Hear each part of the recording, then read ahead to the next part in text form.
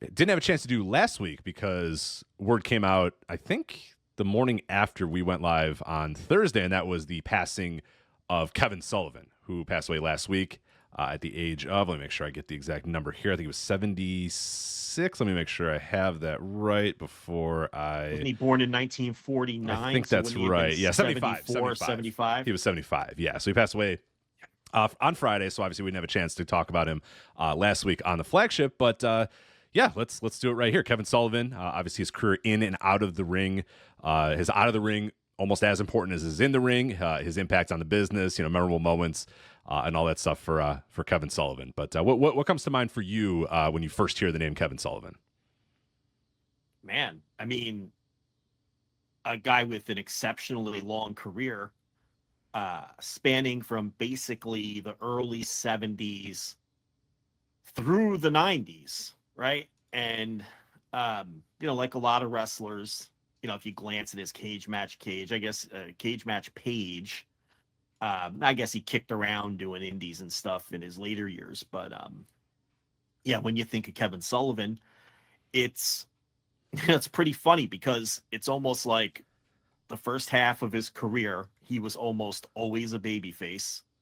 When he broke in, like the whitest of white meat babyface too, which is kind of hard to he's believe. Like a bodybuilder. And he was a bodybuilder. He had the bodybuilder look and the real sports credentials and all of that. And most people know him from Florida in the 70s and 80s. And then he teamed with he had a tag team with Mike Graham, and he had a tag team with Steve Kern in Florida. And then he had a run in the mid 70s with WWF where he was the typical ethnic babyface, the Irish guy from Boston. Irish Boston, yeah. Where he would team with the Puerto Ricans or the Italians. The WWF was always in those days, especially, very heavy on the ethnic babyfaces, trying to draw from those ethnic crowds in those cities. You're going to run Boston, you're going to try to run Irish people. You're going to try to draw Irish people. You run New York City, you're going to try to draw Italians and Puerto Ricans. You run North New Jersey, same thing. So he never really got much of a push there. I mean, he was usually a prelim guy or a guy in the middle. And, and then he drifted back to Florida, and in 80 or 81, I guess, he turned on Steve Kern, and they did the big turn. And then, basically spending almost all of the 70s as a babyface, he then spent basically almost all of the 80s as a heel, after the Steve Kern turn in Florida.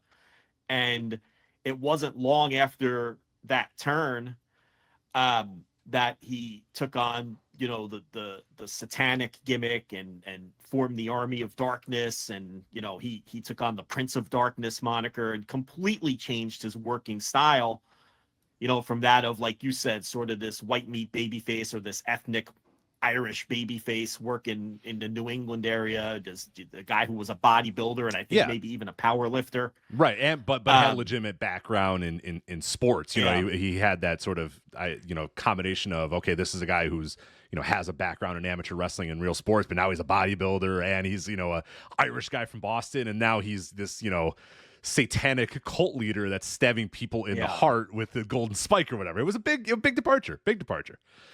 For sure, and then he took on that style, one of the early forerunners of what had, later, in a decade later, would become known as the hardcore style or whatever. And it's not like he was the first guy to take on that style. I mean, obviously the Sheik for many years. You look at Wild Bull Curry. You go back to decades earlier where guys were doing that. But Sullivan for sure was one of the more influential practitioners of that style for what would really take over American wrestling, in the early to mid 90s. And then he would end up in ECW around that time too. But obviously it's going to take a little time before we get to that. Because I think what probably is his most well-known run to a certain age of fans, certainly fans of my age who were just getting into the magazines and the aftermags, as kids, in the 80s, the fans older than me, probably remember babyface Kevin Sullivan, the young babyface Kevin Sullivan, and all the places that he popped up in, right? And then fans around my age, our first exposure to Kevin Sullivan. Now, obviously, I wasn't getting Florida television in New Jersey, but what I was getting was the magazines. You know, anytime my mother went to the grocery store, I was going with her just to get some After Mags. And the After Mags loved the Army of Darkness and the Kevin Sullivan satanic gimmick. Oh, yeah, they did. I mean, they loved it. And it's not like Florida was some red hot territory at the time. You know, Florida was dying like every other territory, especially towards the back end of that run.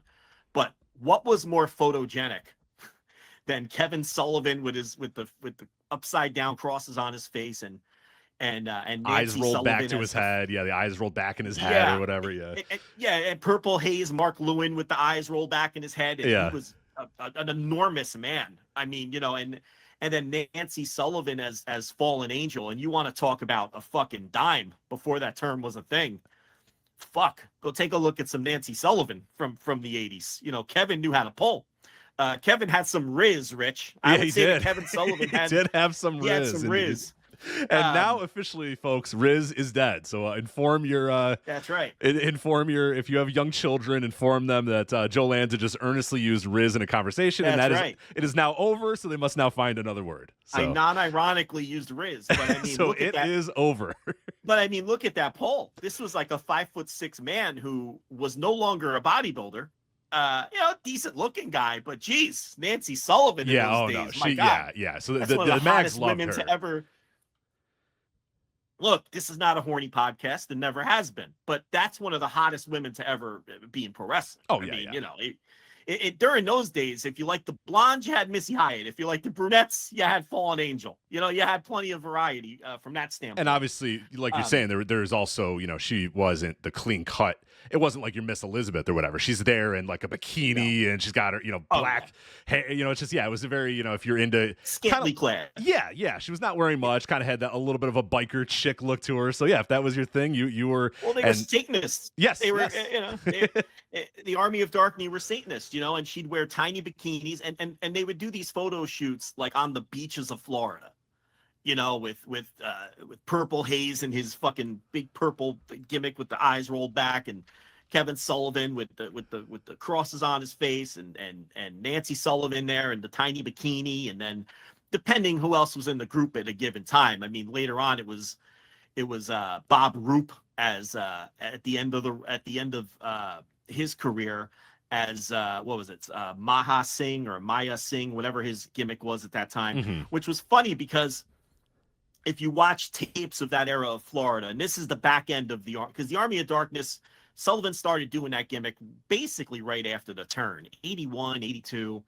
And he was feuding with, obviously, Dusty Rhodes was the big babyface down there. And they had, you know, at various times to mix it up, like Dusty Rhodes would take on the Midnight Rider gimmick and Kevin Sullivan would have the Lucifer gimmick, and they'd both have, and then they'd have a mask versus mask match. You know, they do stuff like that. But eventually Dusty left to go book Crockett, right, in 85 or end of 84 or 85 or whatever. And you know, and then the Army of Darkness, their predominant feuds were people like Blackjack Mulligan and his sons. Blackjack Mulligan, Barry Windham, Kendall Windham, yeah. That was a big feud.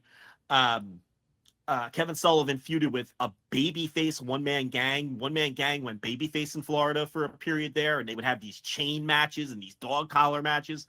So when Sullivan took on that gimmick of the devil, his working style completely changed, and he became a blood and guts guy, a plunder guy. Not so much plunder, you wouldn't call it that. Like, they weren't going through tables back then, but just like, you know, spikes and running the razor and just, you know, dog collar matches and, you know.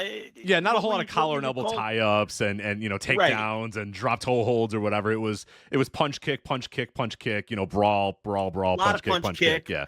A lot of hidden foreign objects and spikes and, you know, shit like that. And the promos were completely unhinged. I mean, he was a good talker, but none of it made any sense. It was kind of like Bray Wyatt. I was going to say early, if you go back and listen to a lot of these, and there's a lot out there if you want to, the 106 North Albany YouTube account. If you're ever looking for any old Kevin Sullivan stuff, this week I was able to watch a shit ton of stuff because that's like a Florida territory YouTube channel. So they got a ton of stuff there from Florida. So you can go and listen to them. And the thing that's unique that with Kevin Sullivan is very similar to Bray Wyatt, where like the delivery and the look and everything is great, but then you're listening, you're like, what the fuck is this guy talking about? He's just like, he's just rambling and there's just nonsense and he's not really making a whole lot. So while it was, I appreciate the creativity and I appreciate, trying to do something a little different. At the end of the day, though, and especially the juxtaposition of like what else was going on in the territories and how unique it was at the time for him to be, this satanic devil worshiper with, a cult of people around him. It's also like it has that little, it's kind of goofy at times too. And there's a couple times where he's cutting these promos and you can just hear people in the crowd laughing because they're not taking it seriously or whatever. Because he's just like, the comma, Dusty, your comma is ruining my life, and he's just going on in these, and the fans just like laughing. They're just chuckling, because they're just like, what the fuck is this guy talking about? It's funny, well, because you have to remember, Florida was a very straight-laced territory for forever, with like guys with real wrestling credentials and serious wrestling matches, but in the 80s. Because at this time, too, we should note that Sullivan was the booker. So, the Grahams gave him the book and the business was changing and you had to try more outlandish things to draw. And again, this wasn't a super, and Dusty had left, and by the end of this, Dusty was gone too, which was huge. So you had to try more outlandish things to try to draw. So, a lot of these Florida crowds, they weren't used to heavily gimmicked up wrestling. It wasn't like Memphis, where Memphis, it just would have fit like a glove. It would have, been just, the next gimmick coming through town, because Memphis was always very gimmicked up, historically. Florida wasn't. So it's almost, you can pinpoint Sullivan's turn and him getting the book and him forming the Army of Darkness and all the people he brought through. Early on, it was people like Jake Roberts, because the later version is what people remember from the magazines with Purple Haze and with Bob Roop as Maya Singh and with Fallen Angel and with a young Luna Vachon. Yeah. I just watched that angle. That angle was on that YouTube channel. How people never saw that. Where they shave her head? Yeah. So the way that Luna debuts, and I was like, man, who is that? I've never heard of this angle before. I had no idea who this was. So I'm watching this, like, man, it's that kind of interesting angle here. It's goofy, but it's kind of good. So this reporter, it's like, I forget what paper they say she's from. She's from like the, whatever, Lakeland Observer or whatever. At that time, there were so many newspapers, you could just make up a newspaper. Because like now you can't make up a newspaper because nobody would buy that there's somebody from a newspaper showing up to your wrestling show. Like, what the fuck? I've never heard of that newspaper. But there you can just be like, the Lakeland Express. And they're like, sure, that makes sense. That's probably a newspaper. So this woman shows up named Trudy Hurd is her name. And she's there to give Kendall Windham like the Superstar of the Year award or the Wrestler of the Year award or whatever. I forget what they called it. So, they give, Kendall Windham the Wrestler of the Year award. Kendall, who has none of anybody's charisma. He has none of his father's charisma, none of his brother's wrestling talent. He's kind of a dud. You don't think Kendall Windham's very good, right? Kendall Windham? Yeah. Who enjoys Kendall Windham? I know, right. I just wanted to make sure that wasn't a hot take on Kendall Windham, but I'm pretty sure everybody is in agreement that Kendall Windham is one of the biggest. So he he grabs the war. I don't mean to cut you off, but his dad was this big, like a legitimate 6'6", 6'7", this big hulking figure. And by then he was older. And at the end, he'd just come off the Machines run and he was just an older guy. And Barry, obviously, there was a period where many people thought Barry Windham may have been the best wrestler in the world. It may have only been 18 months, but Barry Windham was considered hell on wheels as a worker and obviously had many good years as a pro wrestler and was a legitimate main eventer in places and also a legitimate top level worker and wrestling star for many years. Kendall Windham was Kendall Windham. He was the man needed to consume some cheesesteaks. He was so thin. He almost looked sickly. Yeah, he had his dad's height, but none of his dad's weight or girth. And he was probably 6'5", 200. You know what I mean? And keep in mind, in the heart of the steroid era, right. It stuck out like a sore thumb too. And he wasn't much in the ring. And Kendall Windham just wasn't a guy. And so this Trudy Hurd. Shows up and gives him an award and says, "Oh, here you're the Lakeland Express's, Wrestler of the Year or whatever." Thank you for the award or whatever. And then all of a sudden, like Kevin Sullivan and his guys come out and they just start. It's this wild brawl, and Trudy's kind of caught in the middle of it. She doesn't know what to do. She doesn't know how to get out of there. And then all of a sudden, it's kind of shocking when you watch it.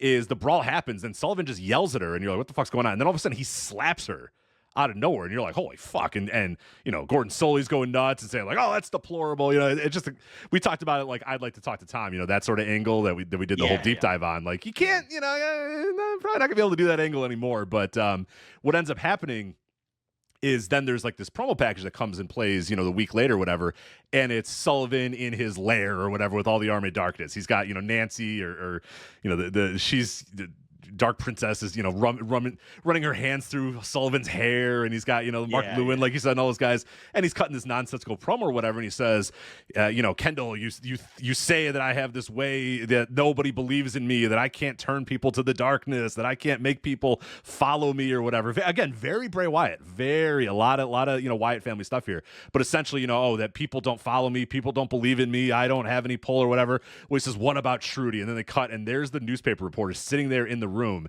and all of a sudden it's like, and he's like, she's here on her own accord, but she knows that she wants to be a part of the Army of Darkness or whatever. And he says, now I want her to make a sacrifice. So then Trudy says, do it. And then you hear somebody off camera being like, Trudy, do you really want to do it? She goes, do it. And then they shave half of her hair.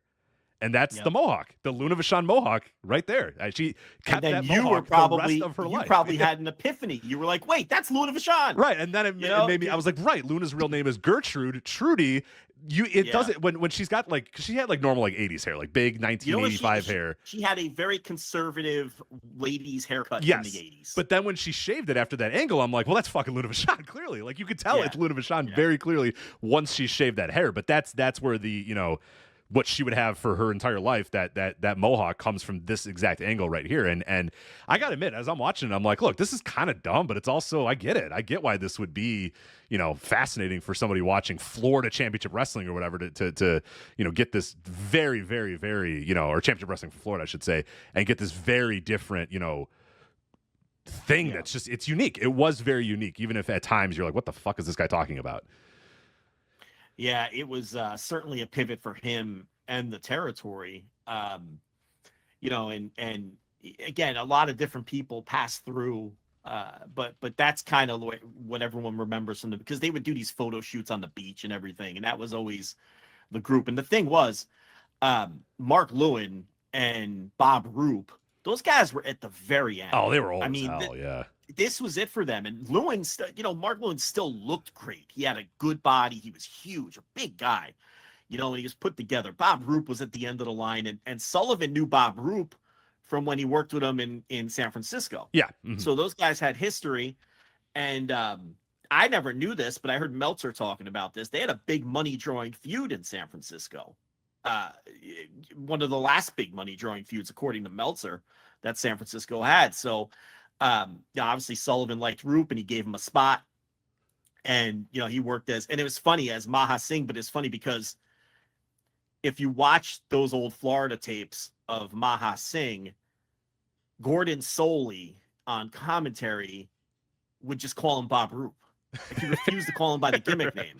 Bob Either Roop. because he was Bob Roop. He's like, this Bob Roop gets in there, and this is a man who had great amateur credentials, and I don't know, Kevin Sullivan's gotten into his head, you know. And it's like, either he was grumpy and didn't want to and thought it was goofy, or he felt the Florida fans knew it was Bob Roop and he didn't want to insult them, or it was him playing along in such a way of where, okay, he's calling himself Maha Singh, and Kevin Sullivan is telling us he's from Calcutta, but I don't have to play along with this. Right.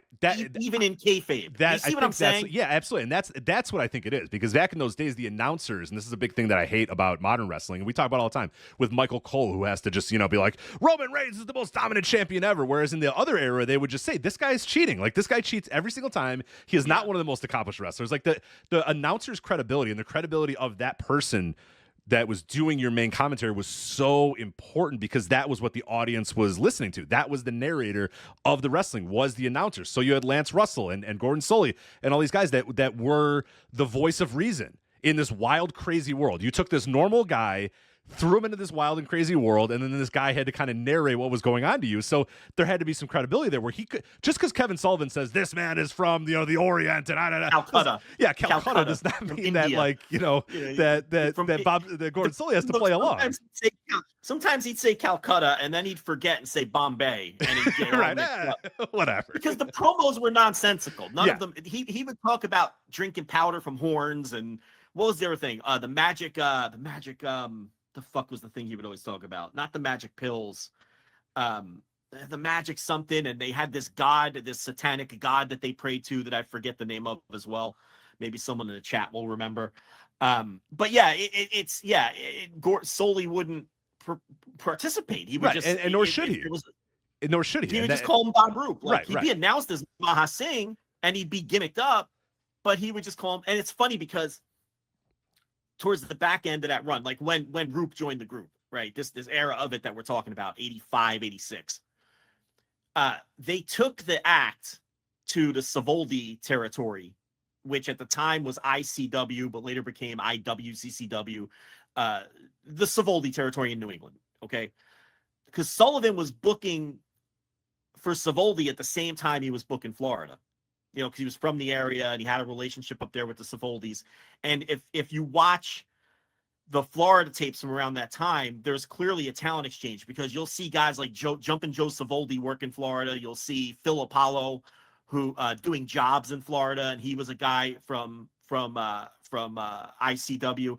And Sullivan took the Army of Darkness gimmick to ICW. Not only that, he brought the Mulligans and the Wyndhams with him, and they took their feud up there too. So they were feuding with the Mulligans in two territories at the same time, both of which were being booked by Sullivan at the same time. And here's something I didn't know. I was talking to Chris Zellner a couple days ago because I had some questions about Sullivan and everything. And while he was booking in New England and booking Florida, for a while, he was also booking Knoxville at the same time. Jesus Christ. And there's not a lot of great records from there, so I you really can't, because I don't know if I'm sure he was doing the same gimmick there, but I don't know for sure. But he's booking like 3 territories all at the same time. Now it didn't work out, and he didn't keep the Knoxville job long. And ICW was never really any kind of hot territory, especially then. They tried to go national at that time, and that's why they brought Sullivan in as the booker, and it was built around Sullivan and as the top heel and this gimmick and everything. But they lasted forever. I mean, IWCCW ended up being a massive feeder for places like ECW. Guys like Tommy Dreamer and Taz, and who's the not Phil Apollo? Who's the other Apollo who became Ray Apollo, who became Doink later on, and a bunch of other guys who never really made it. Who Eric Sabrakia, however you pronounce that guy's name, he never really made it national. So they lasted a while. They just they came in at the end. It's like the Sopranos. I came in at the end. It was too late for ICW and the Savoldis to really and they were another one of those promotions that figured the only way to compete with Vince is try to go national with Vince, and that was never going to work. So that was short-lived. But Sullivan was booking both at the same time and having the same feud with Blackjack Mulligan and the Wyndhams at the same time in both territories as well. So and again, guys like Mark Lewin and Bob Roop were just totally at the end of the line. I mean, that was really that was the end of both of their careers, really, and obviously Luna Vachon went on to have a long career in wrestling, and Nancy Sullivan, that was her introduction. That was her foot in the door for pro wrestling. They were married, obviously, but she ended up having a long career. But yeah, that was really, and again, business wasn't great in Florida at that time. And, especially after Dusty left, and, by 88, Sullivan left as well. And he went to WCW, and in a complete change, he left the satanic gimmick, because so this idea behind the satanic gimmick, which he did basically for the entire decade of the 80s, was, you have to be of a certain age to remember this too, but you remember when there was this whole satanic scare where it was people thought there were rituals happening. You'd find a dead dog or cat, and you're like, oh, the Satanists did it. And it's it was called the Satanic Panic. It was on the news every night, all across the country. And it was the whole thing where the heavy metal records, oh, if you play it backwards, it has a devil worship. Right, yeah. Like everyone was afraid of devil worshippers and Satan and Satanists and all that. That's really was the genesis of the gimmick, because that was big, in the 80s. And it's funny because as that kind of wore off and he left Florida and went to WCW, he completely left that behind, because that was the Varsity Club, which couldn't have been more opposite of being a devil worshiper, So the Varsity Club was Rick Steiner and Mike Rotunda and Kevin Sullivan as like dumb jock wrestlers, these highly athletic guys with Sullivan as the mouthpiece. And the whole idea was, I've got these two stud, wrestlers, college wrestlers, who were just going to out grapple everybody. And, later on, Dr. Death Steve Williams came into the group, and who else was in the Varsity Club? Dan Spivey was part of the Varsity Club, because, they only lasted about a year and a half, but they went through, a handful of members. I think that's everybody. But I think that's right. Yeah, I think it was Sullivan, Rotunda, Steiner, Dr. Death, Dan yeah, I think that's it. Spivey at the end. Then there was the brief reunion that happened in 1999 or whatever with Vince Russo, but we don't have to get to that one. With Kimona Wanalea, whatever her name was. Leia right. Meow, I believe was her name in WCW. They thought Kimona Wanalea was a little too on it. Even Vince Russo couldn't get that one past standards and practices, but Leia Meow, I believe was her. Well, listen, ECW had sued them before. They may have sued them again. That's possible. So I'll always remember. In fact, go ahead. In fact, Kevin Sullivan was involved in that, because as part of a settlement, they sent Kevin Sullivan back to ECW to work some shows in like 96. So I could totally see being gun shy about, are they going to claim, fucking copyright on, like, the name's not worth that much. Kimona Wanalea, yeah. One of the best things ever. I remember this, because it's like, they're desperate for ratings at this point. This is Vince Russo's first tenure in WCW, and it's Vince Russo, and he's, grasping at whatever straws he can grasp at. So for some reason, the Varsity Club is what he's like, bro, you know what we need to do? We need to bring back the Varsity Club, a stable from, 1987 that nobody remembers. That wasn't that big of a deal even then, but like, whatever. So then he's like, yeah, bro, we got to get this, this hot, they got to have a hot woman. They got to have a hot woman with her. So they had Leia Meow come out, and she's wearing a little bikini and a little skirt or whatever, because she's supposed to be this little cheerleader. Well, the gimmick that she had in WCW was she would bring out a little trampoline. I don't know if you remember this. You probably were not watching at this point, and I hope you were not watching at this point. So anyway, I wasn't locked in. That's on 99 sure. WCW. Yeah, it's probably a good idea. So this is like late 99, early 2000 WCW. So very bad period. Well, it's actually going to work. Actually, pretty quickly. It's going to be Kevin Sullivan's going to take over the book here. Actually, you know what? I think Sullivan was in the book here. You know what? Now that I think about it. What, 99? Yeah, because this is no. This okay. So it did start with Russo. Okay, no. It was Russo, because he was let go like early 2000 when when he wanted to put the title on Tank Abbott or whatever. So anyway. Kevin Sullivan is in the unit, though. So what they do is they have Leia Meow come out with a little trampoline with the idea that, hey, we're going to get this hot woman in a bikini to bounce on a trampoline, right? Seems good. Seems like a great ratings ploy, that the young demographic is going to see this hot woman bouncing on a trampoline and go, yes, I'm watching this show. There's one problem, though, Joe. Maybe you can figure out what the problem would be with Kimona Wanalea / Leia Meow jumping on a trampoline. I don't know, her tits popping out? They didn't move because they were not real. Oh, got it. They so were rock she's hard. Just bouncing. They're just rock hard. They're not going, because in those days, I mean, especially those days, implants, those things were just stiff as a board, man. So she's bouncing, and you're like, I don't know.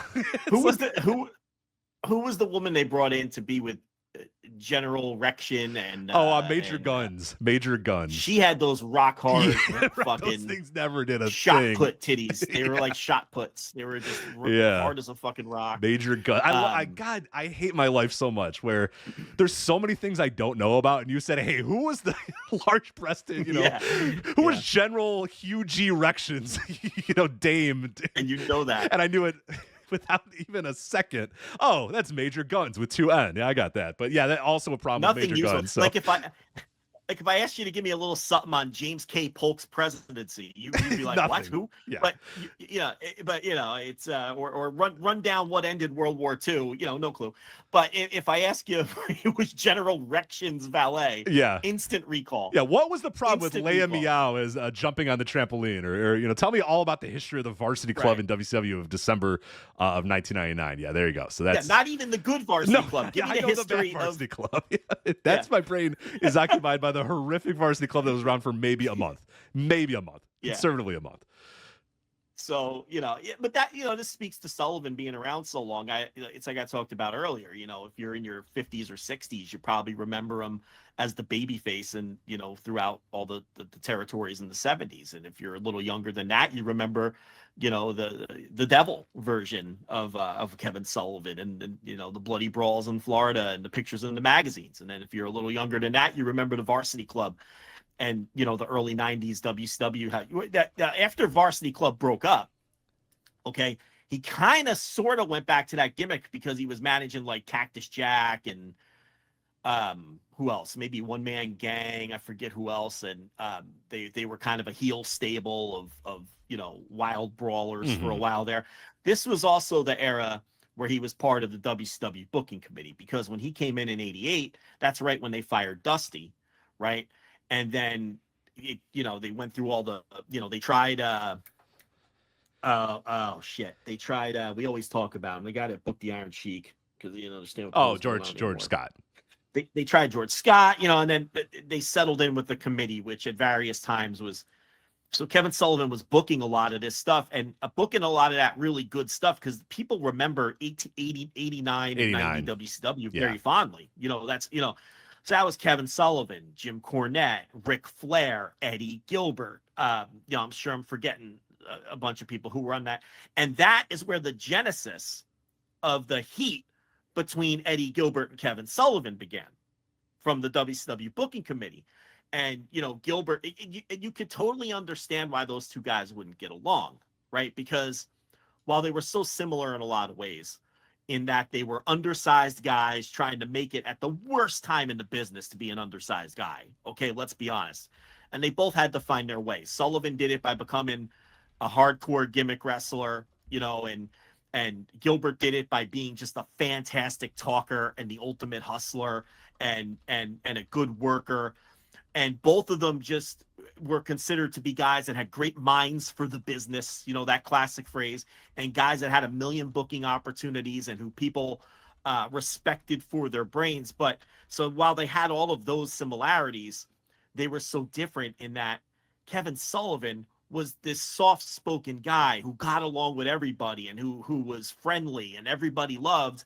And Eddie Gilbert was this high-strung guy who couldn't get along with anyone and was so driven to be a star in pro wrestling, and had so many demons and so many problems that it ultimately sunk him. So you could totally see two guys like that who both were very similar and very much opposites personality-wise, just not getting on and not getting along, and especially when you put them in the same fucking room on a booking committee and there's a power play going on. Yeah, well, and they're competing for the same job as well. Not only are they different human beings, but I think of, especially at that time in the wrestling world, how many spots were there for somebody who wanted to be a booker? So both these guys wanted to be a booker. You have WWF, that's not going to happen. You're never going to get hired by the WWF to be a booker. You can be an assistant. You can get in the room with Pat Patterson and Bruce Pritchard and Vince or whatever. But if you want to be the booker, you got WCW or hell, 1989, 1990. Fuck, what are you left with now? You got the dying husk of a couple 90s, of territories still. Yeah, I mean, you pretty much had that WCW job. What you had was all the other places that Gilbert was given an opportunity to book. Right. You had the dying Dallas, and you had Memphis, where he flamed out 1,000 times, and all the other places where Gilbert just burned his bridges. And a couple years later in '93 with ECW, which is where Sullivan plays into it again. So this is where they initially were Gilbert, and I go over all of this in extreme detail on the Joe November Eddie Gilbert doc. I go through I pull up fucking audio from radio shows, and we don't have time to go through it all now, but you go back and listen to that, and you'll get a full picture of Eddie Gilbert and his frustrations. Gilbert just had no patience, and he just wanted, it's why he would never even last a year in these jobs, whether it was Continental or, you know, the WCW booking committee, or 6 months working for Todd Gordon in ECW, or, you know, 6 months in Dallas booking Global. You know, he wouldn't last because he was impatient and he wanted everything at once. And if things weren't happening fast enough, if things weren't growing fast enough to his liking, if things weren't going his way, if he butt heads with the promoter or the owner, that was it. He would self-destruct. And you could totally see why those two personalities, Gilbert and Sullivan, who was more mild-mannered and you know, just a guy that was friendly and good with people, why they just wouldn't get along. And that's where it all started, you know. And then eventually both of them left WCW, and Sullivan bounced around. This is that period where he would end up with ECW after Gilbert got fired by Todd Gordon. But before that, he had a run in Smokey. You know, Jim Cornette brought him in, and he did some hardcore stuff in Japan because, again, he had a reputation from a decade earlier of being this great brawler, you know, who would do the blood and guts.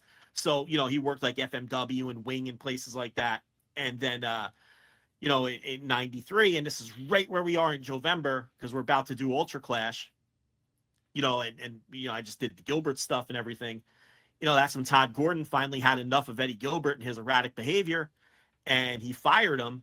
And, you know, Gilbert calls him up a couple of weeks later, trying to reconcile and get back on the Ultra Clash card. And Todd Gordon tells him, he goes, "No, Eddie, we're done. You know, I it's not personal. It's business. I can't do business with you anymore. And besides, I've replaced you on the card." Because, you know, the match was Eddie Gilbert and Abdul the Butcher versus Terry Funk and Stan Hansen was the main event of the Ultra Clash card that they had built for, you know, 2 months or whatever, but in between Super Summer, Sizzler, Spectacular.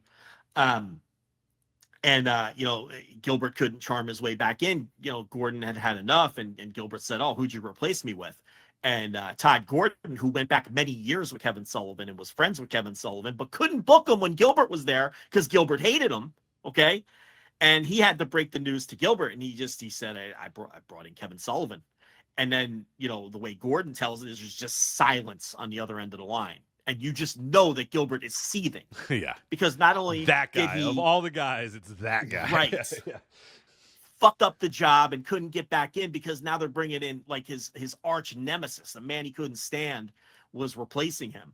And Sullivan ended up having a nice little run in ECW. He was a key figure during the early Paul Heyman booked days of ECW. You know, he jumped right in and teamed with Abdullah the Butcher at Ultra Clash, and then, you know, he was instrumental in the elevation of the Tasmaniac. Yeah. Right. Yeah. In the early days. That's a cool team too. Watching those two little brick shit houses walk out. You know, I mean, they seem perfect for each other. Man, yeah, for sure. They're both 5'5", tough dudes. You know what I mean? With a little, you know, look like little fucking. You know, yeah. It's I love that team. Yeah, that team's a really fun team to watch. Yeah, he stuck around a while, and he was always figured into the important stuff because, you know, Heyman recognized what he had. He's like, look, I'm not going to have Kevin Sullivan for a long time. But this is a guy who, you know, has this great mind and he knows how to get things over. And Heyman knew that he could use guys like Kevin Sullivan. You know, he did the same thing with Jimmy Snuka. He used Jimmy Snuka to get Tommy Dreamer over, you know, when he first brought Tommy Dreamer in. Because Heyman wasn't going to rely on these old guys. It's the old Heyman playbook. You use these old guys to get the new guys over, you know. So, and Sullivan understood that too. So, you know, and then at the end of Sullivan's run, you know, he brought Nancy in. And that's where they had Nancy turn on him and go with the Sandman, you know, and then that became like a legendary pairing in ECW with, you know, Woman and the Sandman, you know, and that's when Sullivan got rehired by WCW. So he probably spent a good year in ECW helping to get all of these new guys over, all these guys that Heyman saw something in, all of these Northeast indie guys that their careers were just going nowhere, whether it was the Sandman or Tommy Dreamer or Taz, or you go right down the line, Public Enemy, you know, Rocco Rock, who was doing the Cheetah Kid gimmick for years and years and years. I could tell you how many times I saw the Cheetah Kid on an indie poster when I was a kid in New Jersey, you know, because he idolized Tiger Mask. So he was doing the Tiger Mask gimmick as Cheetah Kid, Rocco Rock. You know, and by the time he got into the Public Enemy gimmick, which, by the way, they debuted at Ultra Clash, those were two of the first guys that Heyman booked when he took over for Gilbert. They weren't originally booked on Ultra Clash. Gilbert didn't book Public Enemy, but Heyman booked them as soon as Gilbert was out of the picture, because he had booked those guys for one of those shows that he was going to do at Crockett, the whatever that was going to be called, the new Crockett promotion. The World Wrestling Network or whatever. The World Wrestling Network. Yeah. Once the non-compete ended, Crockett was going to start that up, and Heyman was his booker, and they ran those 2 test shows in Texas, and he had booked Rocco Rock, whatever his shoot name is. I just can't remember anything tonight. But you know, and a lot of people doubted the validity that those shows took place, but it's funny because Dean Malenko did the AEW podcast a few years ago, the original version of it, long before Will Washington was there, when Shivani was still doing it with Girl Hebner. And Malenko basically confirmed that those Texas shows that Heyman ran were real, because he mentioned wrestling on. He didn't mention the show specifically, but all the details lined up. So now we know that those shows were real. A lot of people thought that those shows were Heyman working the sheets, right, and sending fake results, right, fake attendance, you know. But because no one could find any fans that actually went to these fucking things. Now, did he fudge the attendance? Probably. I think he said 7,000 people were in Fort Hood to watch this indie show, which probably wasn't the case, you know, but we now know the shows at least happened, you know, and they were real. But anyway, the point is, Heyman created Public Enemy, booked them, and they worked the opener on Ultra Clash, and the rest is history. There were 2 other guys, you know, John Rock, Rocco Rock, and Johnny Grunger was working as John Rock in Philadelphia area indies and going nowhere, you know, and he saw something in all of these guys, and, you know, he knew, you know, long term it wasn't going to be the Tasmaniac that was going to get over. He had him channel that chip on the shoulder and turned him into Taz later.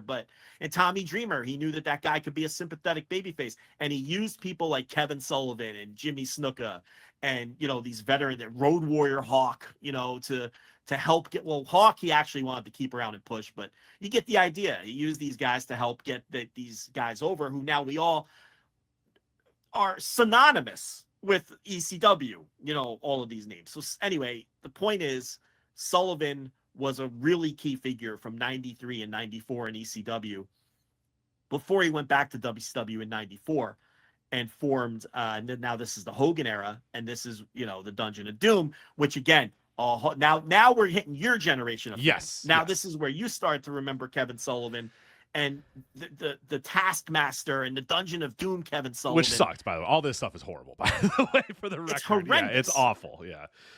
But King Curtis, Ayakea, the Yeti, Loch Ness, you know, it's just awful stuff. It's awful, but it has so many parallels to the Army of Darkness when you really look at it, because you look at the Army of Darkness, and it was all those guys at the end of their careers that Sullivan was just milking the last bit of marketability out of. He's like, look, Bob Roop isn't going to make me money anymore, but if I gimmick him up, Mark Lewin, who was always kind of a weirdo gimmick in a lot of the places that he worked, I can squeeze the last bit of marketability. And King Curtis actually was part of the Army of Darkness in certain territories.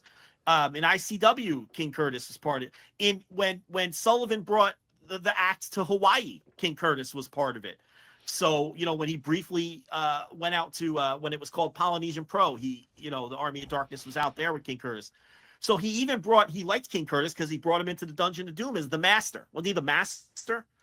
I forget what his name. Yeah, something like that. I think it was the Master or something like that. Yeah, he was supposed to be kind of the guy leading. I think it was the Master. Yeah.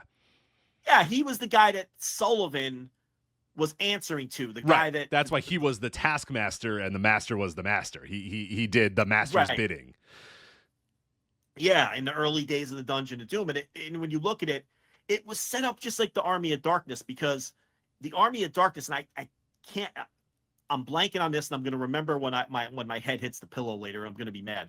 But he had the fake version of it was never an on-screen character, but he would always reference some deity that they were serving with the Army of Darkness. You know what I'm talking about? Yeah, I recall the name. It wasn't like the higher power or something like that. Yeah, I forget what it was. A Buddha something or other.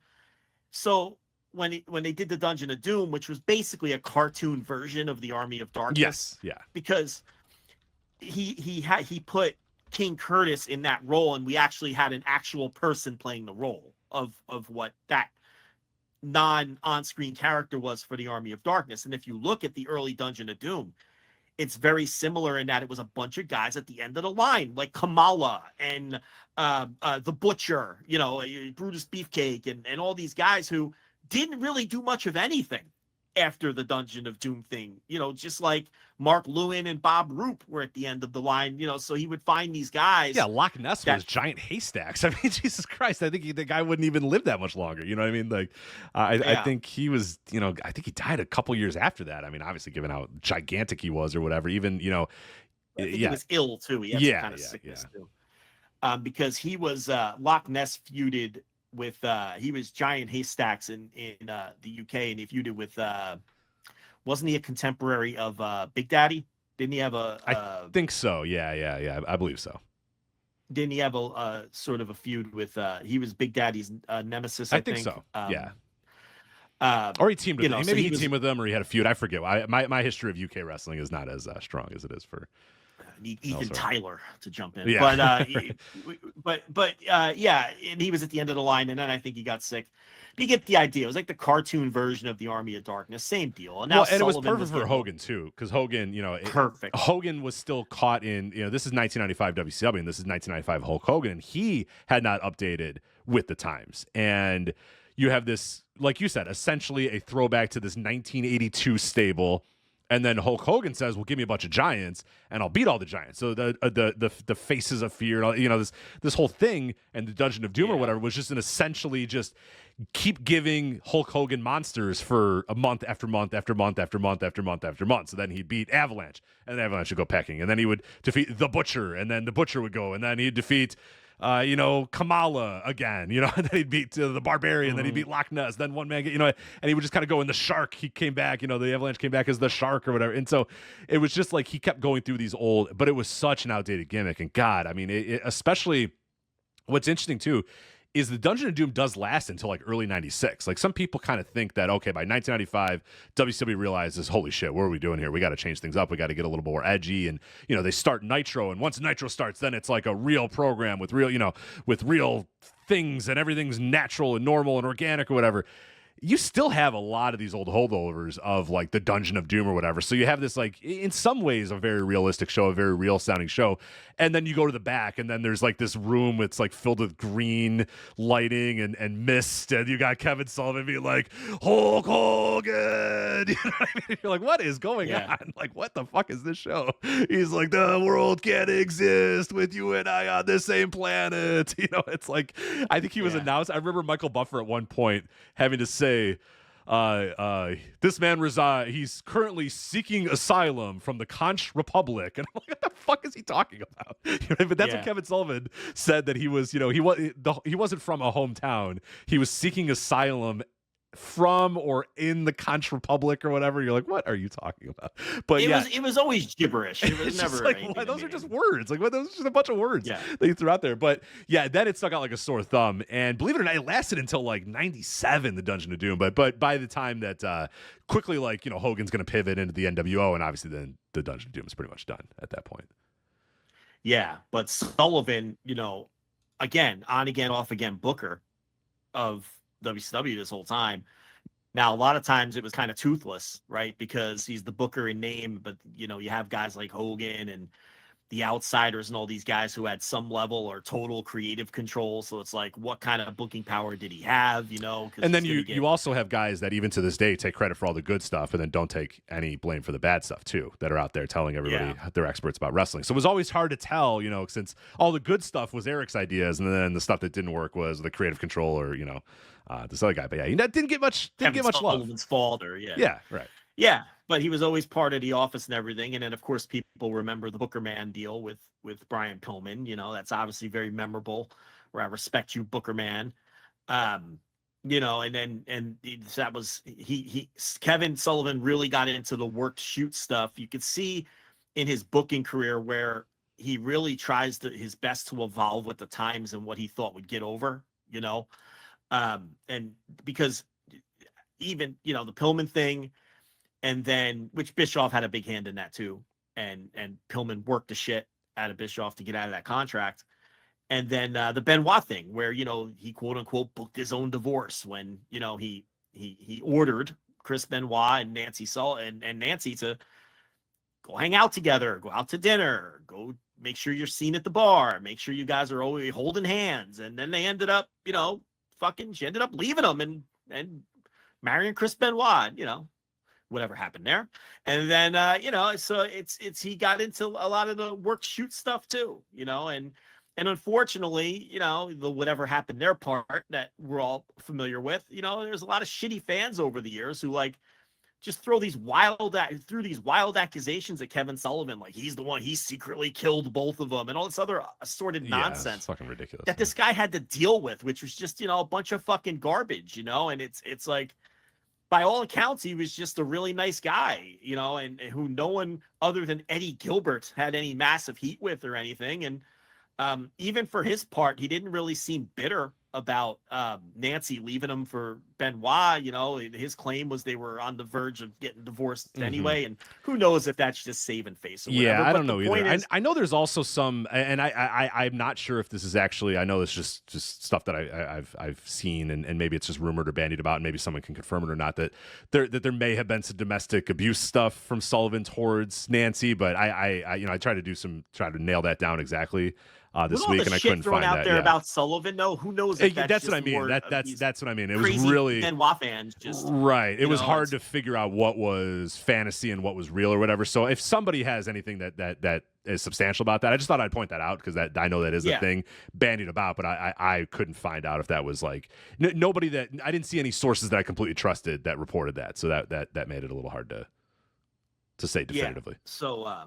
So, I mean, who knows? But, and someone brought up, the chat came through, Abu Dadin was the name of the fucking Florida. Oh, yeah. Abu Dadin, I think. Yeah, I think Abu Dadin or whatever he would say. But again, it's just words. You know what I mean? He'd be like, Abu Dhabi. And you're like, what are you talking about? Yeah. So that's the back end of kind of his career, the WCW run. And like you said, back in 99 with the revamped Varsity Club and all that, by that point in WCW, he was an older guy and he wasn't ever much of a worker anyway. No. Look, you're not going to look to him to see wrestling classics. I mean, you're going to look to the Florida stuff to see the bloody brawls and things like that. And maybe some of the early career stuff if you could find it. And honestly, I think a lot of the ECW stuff holds up. That run, certainly if viewed through the eyes of the era, but no, not a guy who's filling up notebooks or is considered any kind of all-time great worker or anything like that, but a guy who, was a booking presence in American pro wrestling for many, many years and always seemed to never had, after the mid-70s, never worked for the McMahons again. But he always had steady employment working in someone's office in pro wrestling.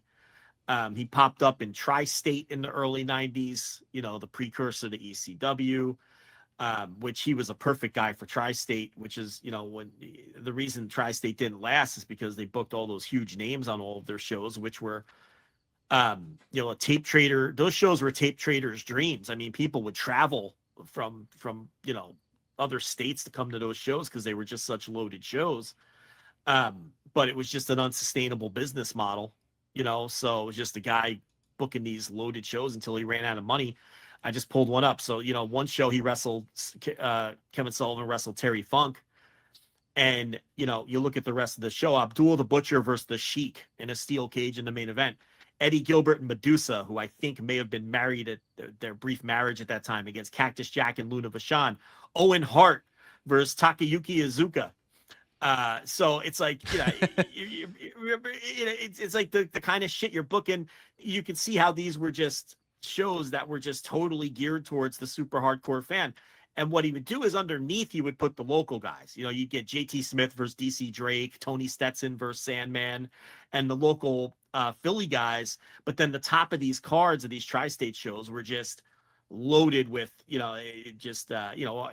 sheet readers. They appealed to sheet readers. And even though they draw, 1,000, 1,500, 900, 2,000 fans, they are impossible to make money on, especially back then with you're not selling the streaming gimmick. And, I don't remember, what kind of, they didn't have any television deal, obviously. And, the videos that were going around, I don't know if they were authorized or not in those days. So who knows? But you're trying to make money on the gate is the point, as the predominant source of revenue. And, Kevin Sullivan was a big part of those shows because he happened to be a free agent around that time. It was a good time to be wrestling. It was a good time to be Eddie Gilbert or Terry Funk or Kevin Sullivan or Abdul the Butcher or these guys that, because you had the tri-state shows, and then in Minnesota, you had those NWA shows in Minnesota where the Lightning Kid and Jerry Lynn broke in because of, guys like Terry Funk working on top. Those guys got over underneath and got eyes on him, just like the local Philly guys got eyes on him working the tri-state shows. So Kevin Sullivan was a part of that whole scene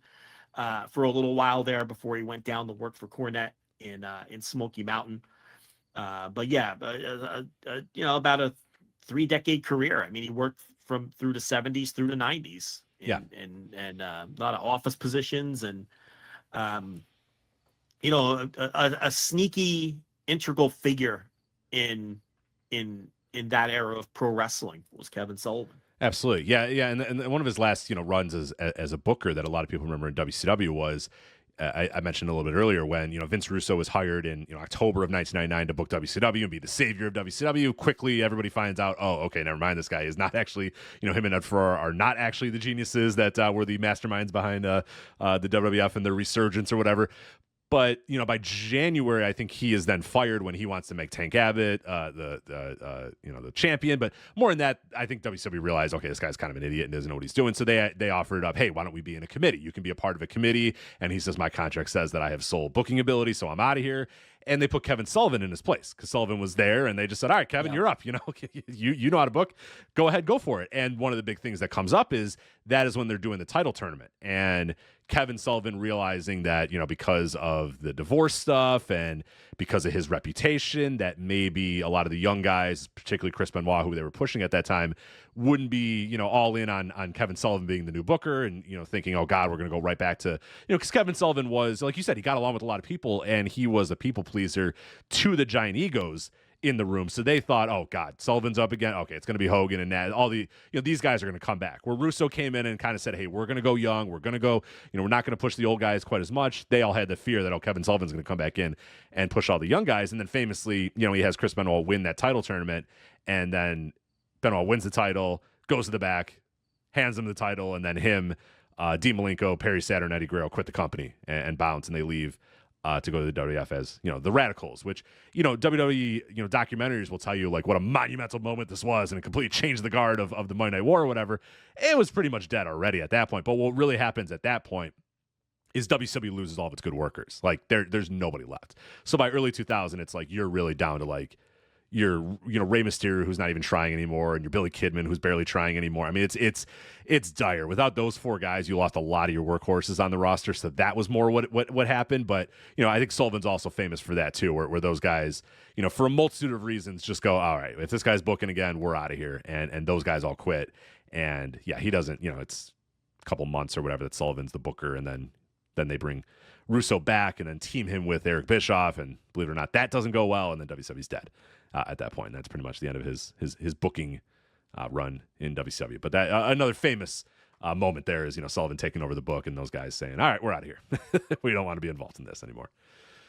Yeah, I think maybe his last high profile spot would have been when they did an angle with him and Brian Pillman Jr. in MLW a couple years ago. Remember that, where they had Pillman beat him up? Yeah. I do. Kind of playing off the whole Booker Man thing with Pillman's father.